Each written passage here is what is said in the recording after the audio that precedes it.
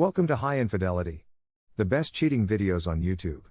If you enjoy this content, remember to subscribe and turn on notifications. Now let's get into the video. Fiancée cheated and dumped me because I put all of my money into Bitcoin back in 2013. So I was hanging out with a friend when the subject arrived at my ex-fiancée. Then I realized this history was too juicy to not be shared. So, back in the day, I started buying Bitcoin.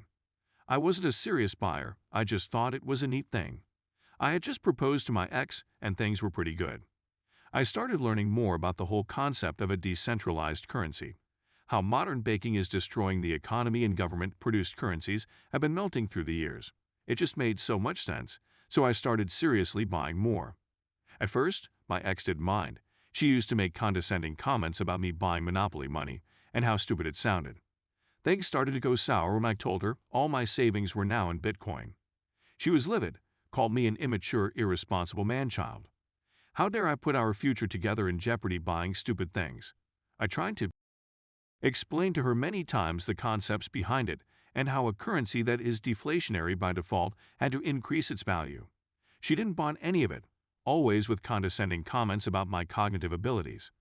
I reminded her that it were my savings on the line. I would never demand or ask for her to invest in something she wasn't comfortable with. She argued that it didn't matter, the money was mine, we were starting a future together, and I had to consider our financial security before putting all my money in stupid things. We were never the same after that fight.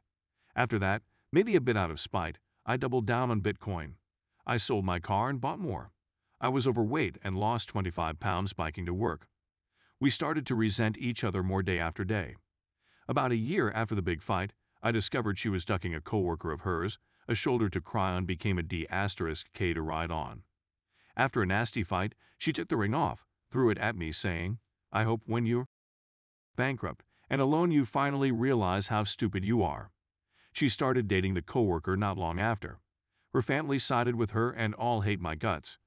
Those were tough times, the price kept going down. I doubted myself many times, but I held on.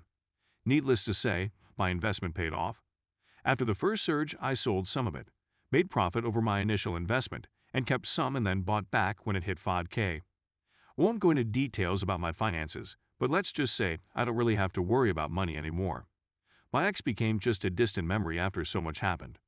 Last week, I met an old friend that used to live abroad. He is a common friend of me and my ex. We had a good time catching up until the topic became my ex. Apparently, she married that coworker, had a couple of kids, and was living the life she thought impossible with me. Good for her, I thought. Well, that was the case until her husband's business went under because of COVID, and she found out about his affair with a 20-year-old with sugar baby. Now they're amidst a nasty divorce procedure and financial trouble.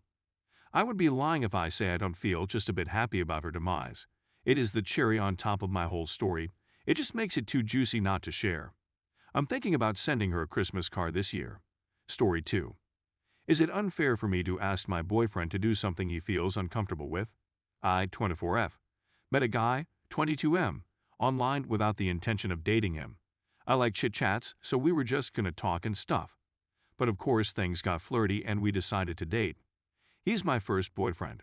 This guy feels right, and he is very sweet. I'm not pretty, so I don't think I have the right to be picky. So when we were talking at first, maybe for a few months we hadn't seen each other's face. He never asked me to show mine, which I'm relieved, but I couldn't help but wish I looked beautiful so I'd be more confident to show him myself. Fast forward, I realized I love him so much that I don't want to feel like I'm hiding anymore. So I did it.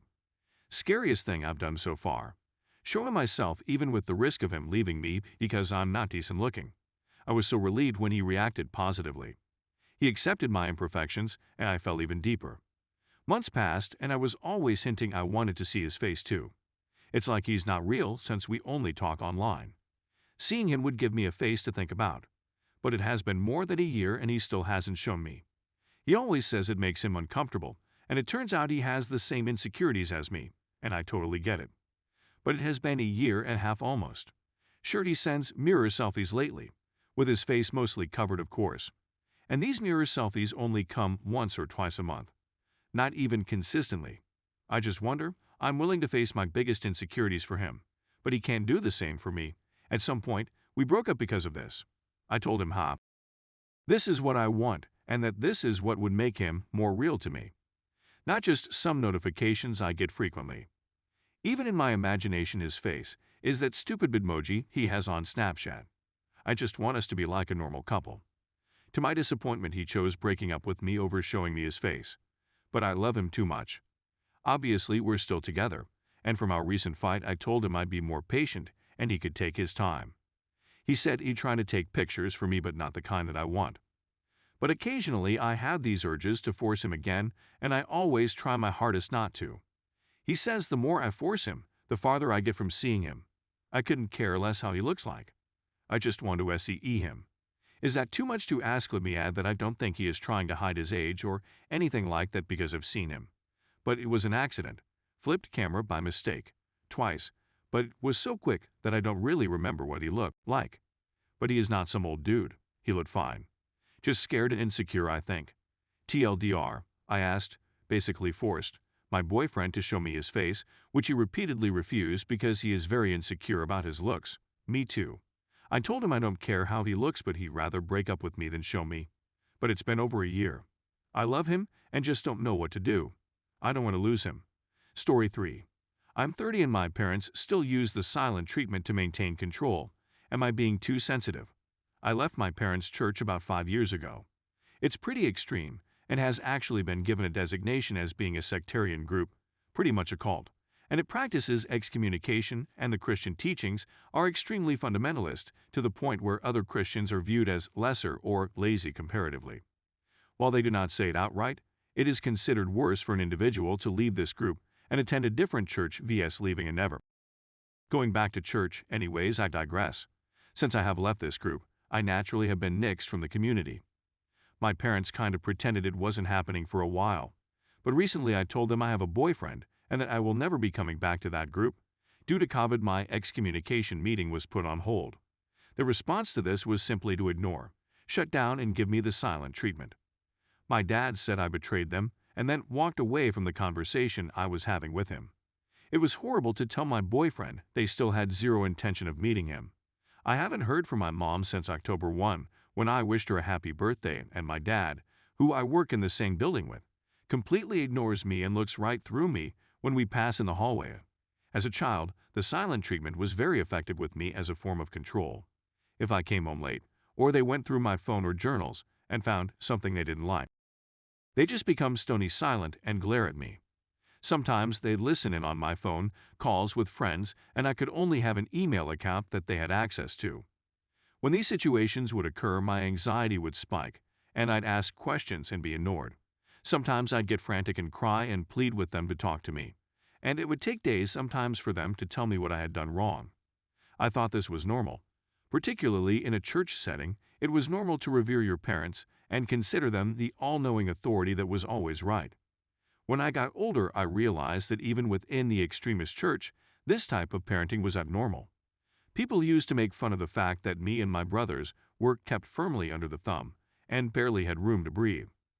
Therapy has helped me establish that this behavior was, and still is, immature and abusive. I have no problem accepting that this is a terrible way to communicate with people, let alone your children.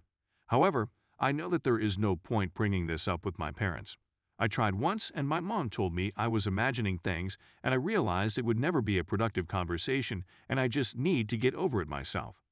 But emotionally, it feels unnatural to both be estranged from my parents and be dealing with such juvenile behaviors. I sometimes feel envious of other people who have adult relationships with their parents. Whenever I see my parents, even outside of these issues, there's always a tension in the air. I'm often called defensive and reactionary temper, which is the direct opposite of what other people say to me, even ex-partners who are more than willing to tell me where I am failing. If anything, I hear things like, "You're a doormat. You are a people pleaser. You worry too much about things you can't control. You ignore red flags." TLDR, I can't help but feel like I'm throwing away my family relationships by just leaning into their behavior and accepting that I can't do anything about it. They grow more and more foreign to me every day, and I feel guilty thinking that I'm causing this and ruining my own life.